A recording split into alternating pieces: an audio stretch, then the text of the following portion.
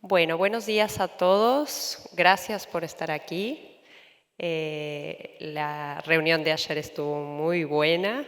Es un día lluvioso, pero gracias por estar aquí porque creo que es un tema que cada vez es más importante, del que sabemos relativamente poco y queremos saber todos más. Hoy para mí es un enorme placer presentar al doctor Francisco Bosques, que además da la casualidad de que yo vivo hace muchos años en Uruguay, pero soy mexicana, así que realmente es un placer presentar a un compatriota. El doctor Bosques es profesor titular de Medicina Interna y de Gastroenterología en la Universidad Autónoma de Nuevo León y trabaja en la ciudad de Monterrey, en México. Así que lo recibimos para que nos cuente un poquito más de este tema. Muchísimas gracias, doctora Rodríguez, y gracias a los organizadores por este espacio de tiempo que me asignaron para desarrollar el tema que ven en la diapositiva. La microbiota en la enfermedad inflamatoria y ¿tiene valor el empleo de probióticos? Ay, perdón. Gracias. ¿Me podrán regresar una? Bien. La enfermedad inflamatoria intestinal... Adiós. Dios. Como ustedes saben, es una enfermedad idiopática, la consecuencia de un trastorno en el sistema inmune aberrante, y cada vez se entiende y se le da más importancia a las bacterias, la microflora digestiva del hospedero, particularmente, por supuesto, en el colon y en el intestino delgado. Inicialmente pensaban que la enfermedad era consecuencia de una respuesta inmune adaptativa. Recientemente se le ha dado más importancia al sistema inmune innato, en la instigación de este desequilibrio que da como resultado el proceso de inflamación perpetuado y la enfermedad inflamatoria intestinal como la entendemos. Este desequilibrio es lo que ustedes y yo leemos como disbiosis, que es un trastorno en la relación de bacterias que lleva como consecuencia agravamiento de la respuesta inflamatoria en el paciente y lleva a la ocurrencia de la enfermedad inflamatoria intestinal. ¿Cuáles son los propósitos de la charla como lo he desarrollado? ¿Cuál es el concepto de disbiosis? Primero, entender qué es esto y cuál es la relevancia de ello. En segundo término, quiero platicar con ustedes el concepto de probiótico. Esto, motivo de la charla, es entender qué es el probiótico como tal. Luego revisemos la evidencia que hay a propósito del uso de estos productos en la colitis ulcerativa en particular, que es donde más evidencia hay. Les platicaría también a propósito de la microbiota en el trasplante de lo que se llama también consorcio bacteriano, tanto en la CUSI como en la enfermedad de Crohn. Y al final les quiero presentar una sola diapositiva de cómo se están desarrollando estrategias que no habíamos considerado, lo que en la escuela estudiamos alguna vez como bacteriófagos. Tratar las bacterias responsables de la enfermedad una vez que se identifican, más allá de querer cambiar las composiciones como los antibióticos, pero específicos para estas bacterias.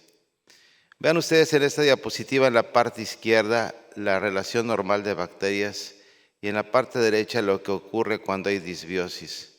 Este desbalance provoca una serie de cambios a nivel celular, a nivel del epitelio de la barrera y a nivel subcelular, y lo podemos ver nosotros representado en la parte derecha de la diapositiva, un trastorno proinflamatorio.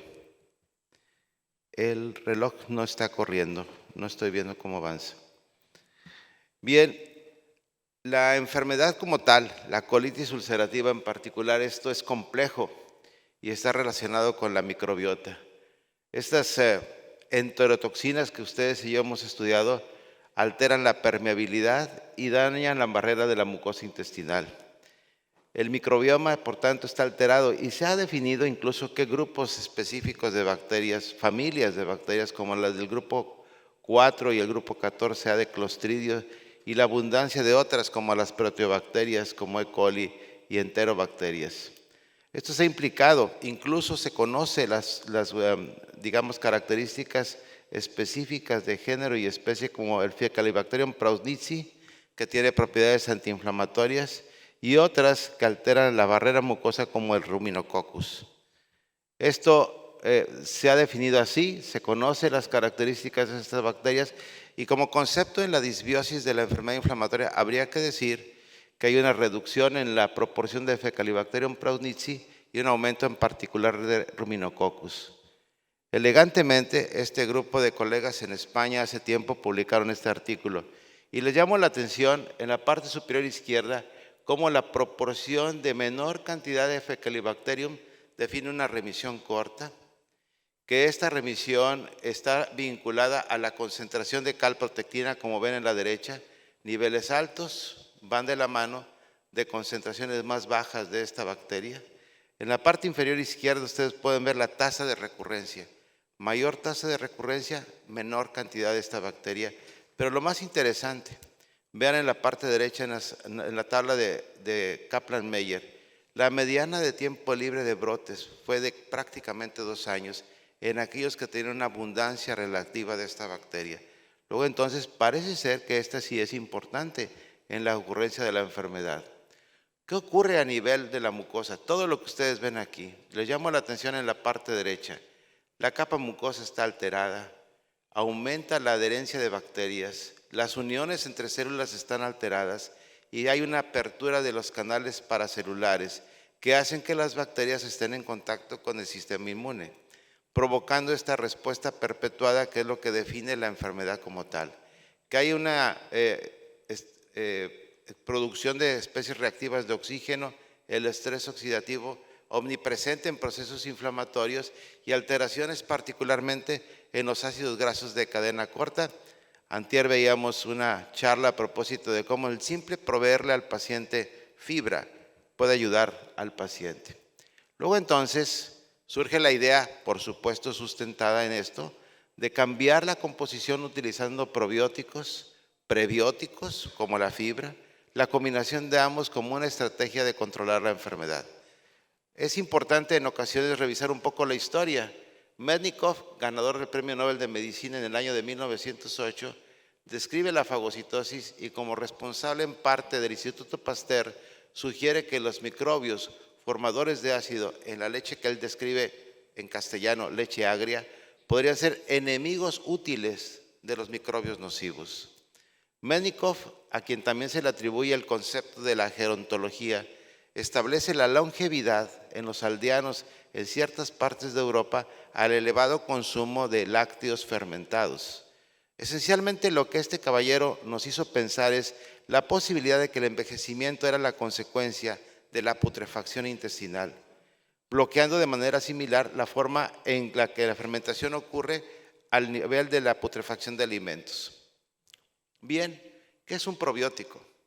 Un probiótico entonces se define como un microorganismo vivo que cuando se administra en cantidades adecuadas le da un beneficio a la salud del paciente. Interesante, al revisar el tema me enteré que hubo una reunión en Córdoba, Argentina, en el año 2001, donde la FAO y la OMS se reunieron a petición de este país para una disputa comercial a propósito de la leche en polvo y las bacterias lácticas. La consulta se limitó a discusión de alimentos, nada que ver con lo que pretendo abarcar en esta charla. ¿Quiénes desarrollaron la idea del probiótico? Los autores son Lilly y Stilwell, que hablan de factores que promueven el crecimiento y que son producidos por microorganismos en una publicación del año de 1965, un tiempo atrás de esto. ¿Qué contestarle al paciente cuando te pregunta, ¿debo tomar probióticos? ¿Y qué probiótico me recomienda? Los avances en la ciencia del microbioma ya ponen en relieve la importancia de todo esto. Ha sido un tema también vinculado a la industria. Hay un crecimiento exponencial y hay que aceptar que en parte esto está definido por un marketing creativo.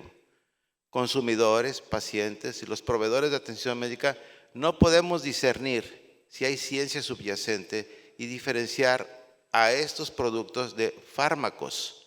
Ningún producto probiótico ha sido capaz de satisfacer los requisitos reglamentarios para categorizarlos como medicamento. No caigamos en esa tentación, una sustancia que está destinada a curar, mitigar o prevenir las enfermedades. Luego entonces, las cepas disponibles son una diversidad, todas las que ustedes ven aquí, enterococos, bifidobacterios, saccharomyces, y lo que hacen estos productos es producción de ácidos grasos como butirato, generación de inmunoglobulina, formación de ácidos grasos de cadena corta y proteínas que estimulan la regeneración celular. Un efecto antiinflamatorio, aumentan la expresión de moco, autofagia y regulación positiva de estas células llamadas de Panet que producen defensinas. Todo suena muy bien. ¿Hay evidencia científica de esto? La idea es que los probióticos inhiban las bacterias patógenas, mejoren la barrera mucosa y la producción de células, la regeneración y alterar la inmunorregulación a través de los factores que ustedes aprecian como la IL-10, el factor de crecimiento transformante beta y el factor de necrosis tumoral alfa. Todo esto que se ve como un concepto de beneficio de los probióticos señalados puntualmente en esta muy buena revisión del año 23 en la Revista Mundial de Gastroenterología. Desde el año de 1997 ha habido investigaciones. Hay un incremento de hasta un 50% en la prescripción o uso de probióticos en los pacientes con enfermedad inflamatoria. Hay la creencia de que son seguros y de beneficio y que pueden ayudar a contener la exacerbación. A pesar de ello, la ciencia detrás de esto, la realidad es que es muy limitada. Para que un probiótico tenga características idóneas, pueden ustedes revisar esta publicación de diciembre del año pasado, donde se describe que estas bacterias deben ser susceptibles a antibióticos, tener una actividad antipatogénica, antigenotóxica, tolerar el ácido y la bilis, genéticamente estables, cosa muy importante, adherirse a la barrera, tener un tiempo de generación breve, ser seguros para la aplicación tanto en alimentos como en la aplicación clínica, generar ácido láctico y tener un antagonismo en contra de las bacterias patógenas, como inicialmente fue descrito. ¿De dónde surge la evidencia? Les invito a revisar esta publicación de marzo de este año a propósito de si los probióticos tienen algún papel, y esta revisión sistemática incluyó la búsqueda y la caracterización de toda esta cantidad de artículos. Más de 2,000 artículos que se duplicaban, hacen el tamizaje y se quedan al final con solo 13 trabajos de características adecuadas. ¿Cuál es el objetivo? ¿Inducir remisión clínica? Veamos si esto es posible. ¿Mantener la remisión clínica? ¿La respuesta clínica en per se? ¿La recaída es posible con esto evitar que el paciente recurra? ¿Y cambios en la puntuación de scores de actividad conocidos? Y la cicatrización tan buscada ahora en la enfermedad inflamatoria. Este es el forest plot para inducir remisión clínica. Tristemente, el placebo tuvo una tendencia favorable, si no significativa, sobre el probiótico en cuanto a remisión clínica. Si ustedes quieren analizar, mantener la remisión clínica, igualmente, la tendencia es a favor del placebo, no del probiótico. Si ustedes buscan la respuesta clínica, la respuesta es la misma, la tendencia es a favor del placebo. Si ustedes lo que buscan es la recaída clínica, aquí sí. En una serie muy pequeña de 3 artículos, con una población muy pequeña de pacientes, los probióticos mostraron una respuesta favorable, pero solo para prevenir la recaída clínica. Si ustedes buscan puntajes sólidos, hay una tendencia a favor del probiótico, pero tampoco alcanzó diferencia estadística significativa. Lo que buscamos, la cicatrización mucosa, literalmente es lo mismo que un placebo. En conclusión, para los pacientes con la enfermedad colitis ulcerativa activa, los probióticos aumentan la tasa de remisión. Es una estadística interesante, pero estos intervalos de confianza que ustedes aprecian, tan amplios, y este valor de P, nos hacen afirmar que no son de utilidad para esta indicación. No hubo diferencias estadísticas en mantener la remisión clínica, la respuesta clínica, puntuación de UCEDAI y los resultados de cicatrización en comparación con el placebo. Para los pacientes en remisión clínica, ese grupo de pacientes que ya logramos ese estatus, la tendencia sí fue significativa en el grupo de pacientes que recibieron estos productos. Cambiemos la perspectiva, no hablemos de una bacteria, hablemos de un concepto que en esta publicación de diciembre hablan de cómo las bacterias en el intestino tienen que ver con trastornos inmunomediados. La revista de autoinmunidad analiza de manera muy gráfica cómo la microbiota de un ser humano sano en un sujeto disbiótico cambia, coloniza y promueve cambios en el intestino que revierten enfermedades. Ojo en esto, el trasplante de microbiota incluye todo esto. No solo son bacterias, son fagos, hongos, metabolitos, ácidos biliares, microRNA y cambios en el sistema inmune. La idea es interesante.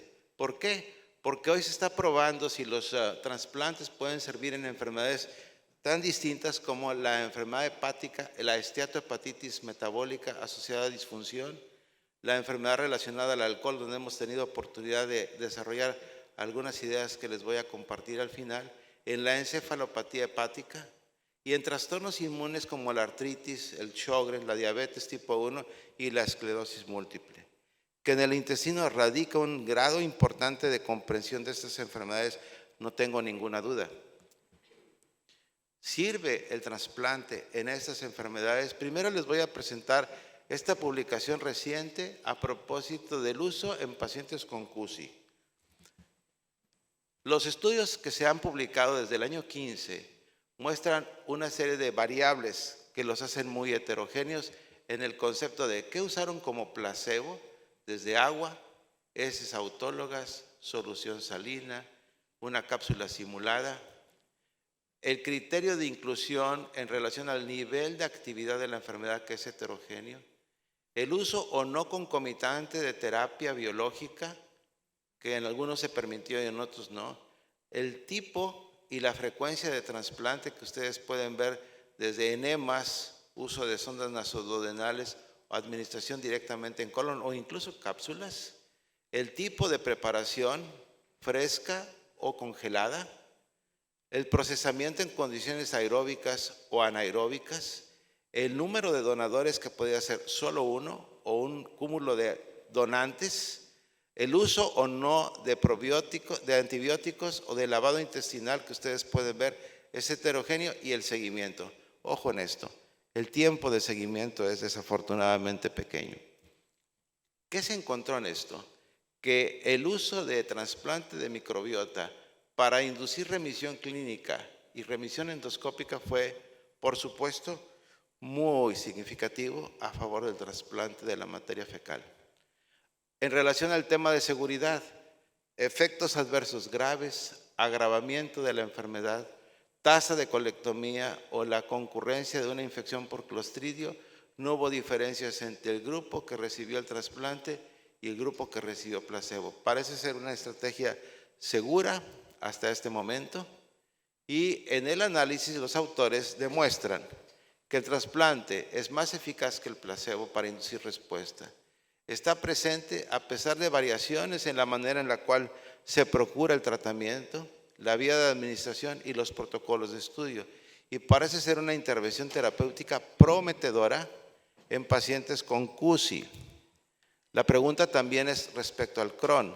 Y en esta publicación de hace algunos años, estos autores analizan de manera sistemática y hacen un metaanálisis que encontraron una tendencia significativa a favor del uso de trasplante en pacientes que buscan inducción de respuesta clínica en enfermedad de Crohn, también en inducir la remisión clínica en pacientes post-trasplante. Vean ustedes el efecto terapéutico también significativo a favor del trasplante, y la pregunta es si había diferencia en utilizar la materia fecal congelada o fresca en los dos modelos, en la parte superior congelado, en la parte inferior en características de colección en fresco.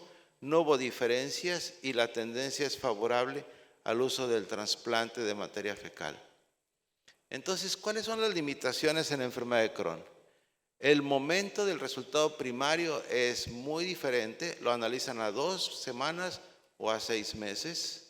Hay diferencia en el tema de cuánto infunden, las formas de administración, los donantes y los antibióticos que se pueden usar de manera concurrente. El tamaño de muestra, que desafortunadamente es pequeño, no se puede evitar pensar en la posibilidad de sesgo de selección. La mayoría de los estudios carecen de grupo control, solo un trabajo experimental desarrollado con un estudio prospectivo y aleatorizado hay en relación a Crohn, y el análisis de subgrupos no se puede llevar a cabo con la información con la que se cuenta en este punto. No se sabe, a diferencia de CUSI, el momento ideal para llevar a cabo el trasplante de materia fecal en enfermedad de Crohn. Puedo concluir entonces de lo que les he compartido que los probióticos y los prebióticos se han estudiado en modelos experimentales y en estudios clínicos, y que la eficacia depende de la cepa y de la vía de administración o de la dosis de administración, pero les he mostrado evidencia de la incertidumbre respecto a esta recomendación.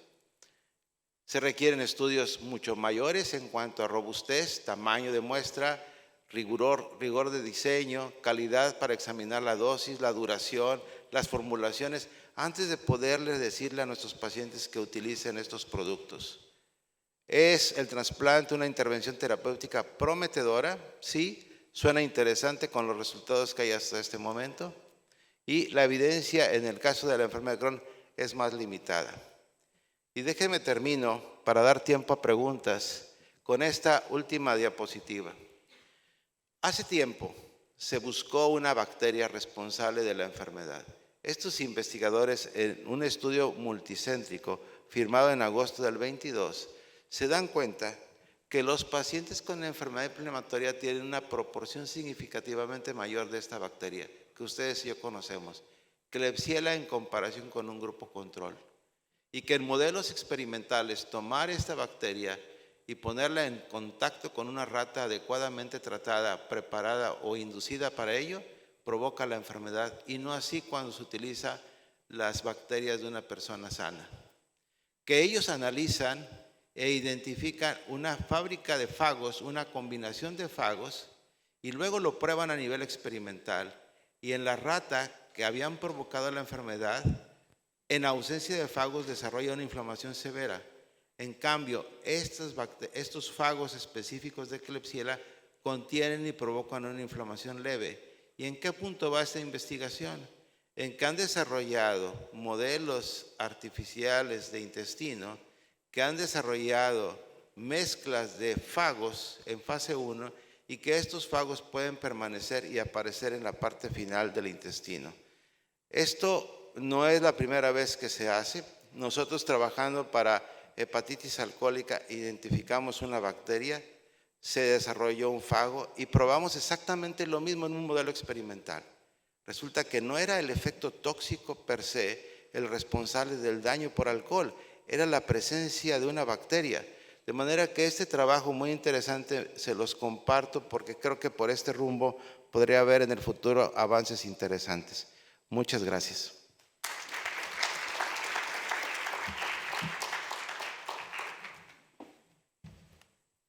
Bueno, un campo muy amplio y muy interesante desde muchos puntos de vista.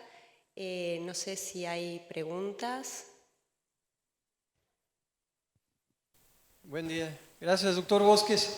Una pregunta. ¿Hay estudios de tratamientos combinados de terapia biológica, esteroides o alguna otra terapia junto con los probióticos que hagan que mejoren la respuesta al tratamiento? Fíjate que para mi conocimiento no. Hay al final, en el caso de CUSI, una tendencia estadística significativa a mantener la remisión una vez que se logra con tratamientos habituales, convencionales. Pero combinarlos para ver si esto es mejor que solamente dar la monoterapia, no tengo conocimiento.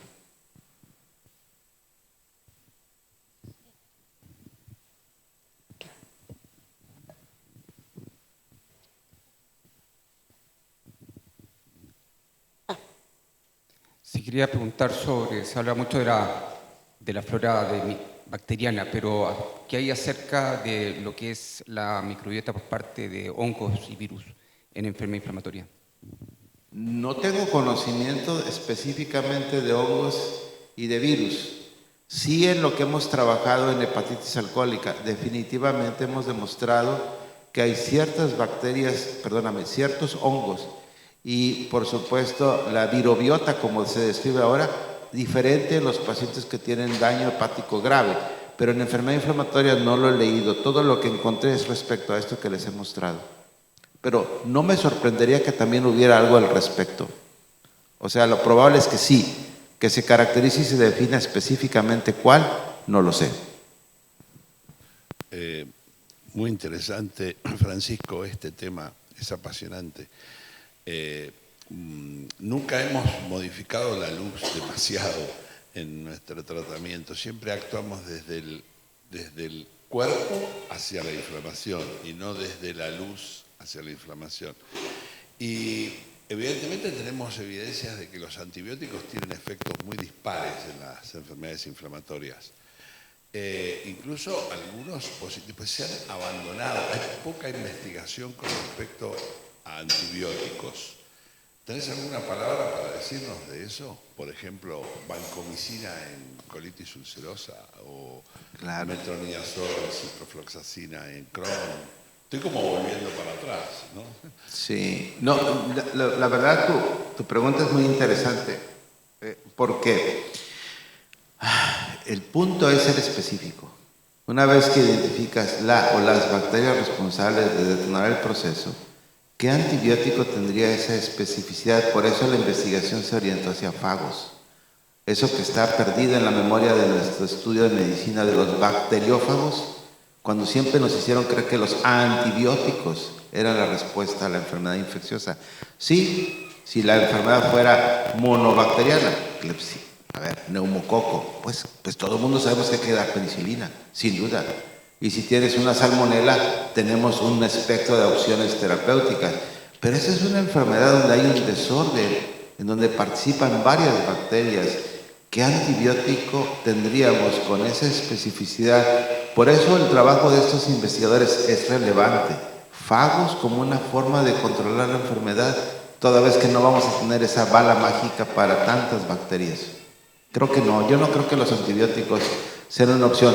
Claro, ustedes y yo hemos leído que en la pouchitis tenemos una alternativa interesante que es el metronidazol, pero es una variante de una enfermedad compleja. Gracias, Francisco, por tan clara exposición y tan necesarias posiciones que debemos revisar porque es un tema que sigue siendo controversial. La parte de educación del paciente y del cuidado de la microbiota pasa a ser definitivamente algo prioritario. Y justamente por esto hemos programado un diplomado para pacientes que comienza más o menos en unos 3 meses. Definitivamente sugieres que en este diplomado para pacientes que no persigue otra cosa que aprendan a vivir con su enfermedad y los cuidados que deben tener para evitar complicaciones, le demos prioridad, por supuesto, a esas lecciones que ellos deben tener y en ese cambio que se ha propuesto en todos nosotros de mejorar y dedicar cada día más a los pacientes los cuidados de esa microbiota. A ver, yo creo que el tema sí es muy relevante. La mercadotecnia, el consumo indiscriminado, la autoprescripción cobran una factura.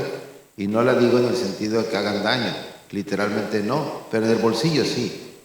Y entonces hay mucha magia alrededor de esto. A mí me parece importante definir una postura como Grupo Panco o en colaboración con otras sociedades. Manuel, aquí está, definir una postura. La postura es: no se usen estos como la intención de curar una enfermedad tan compleja.